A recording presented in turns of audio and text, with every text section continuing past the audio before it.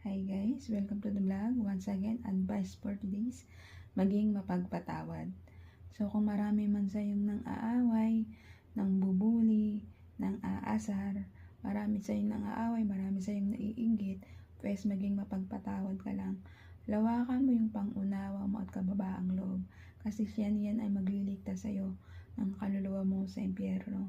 Once na ikaw ay magpagpatawad na tao at inuunawa mo yung mga alam mong taong hindi mo ka-level at hindi mo ka tapat ba, at alam mo naman na mahina umintindi at umunawa, lawakan mo lang yung pangunawa mo. Ang taong malawak ang pangunawa at may kababaang loob at inuunawa niya yung mga taong alam niya na mahina umintindi at may alam niya na inggit pikit. Yung mga taong alam mo na mahilig mag-away, mahilig mambuli, mahilig mainggit sa'yo, dahil alam mo naman na mga tao na yun ay kulang sa tiyaga, pagsisipag o pagsisikap sa kanilang sarili. Kasi alam mo na hindi mo naman dapat sila patulan. Lawakan mo na lang yung mga pangunawa mo sa mga taong alam mong naninira sa'yo. Kasi yung mga taong ganun, wala naman talaga silang alam gawin kundi siraan ka. Kasi yung mga taong ganun, inggit yun eh. Inggit pikit.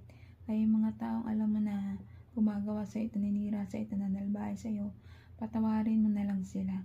Hindi mo man masabi sa kanila sa bibig mo, sa salita, sa Diyos na lang natin lahat yung mga alam natin gumawa sa atin ng mga kasalanan, na alam natin na tumaragdor sa atin at gumawa ng panluloko sa iyo o mga kasalanan. Kaya ikaw, gawin mo na lang, maglingkod ka na lang sa kapwa-tao mo na alam mo na makakapagligtas sa kaluluwa mo.